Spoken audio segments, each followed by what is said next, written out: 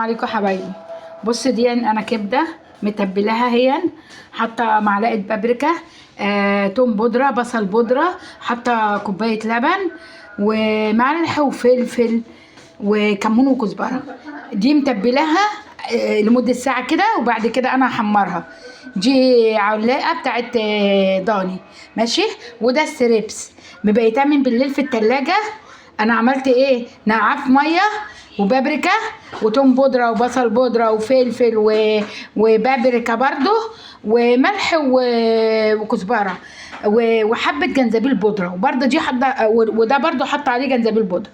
فنقعته في ميه لتر ميه للصبح على رف التلاجة. صبحت الصبح بقى عملت له بقى ايه، كوبايه ونص دقيق عليها نص كوبايه نشا، عليها برضو ملح وفلفل وبابريكا وتوم بودره وبصل بودره، كل الحاجات دي.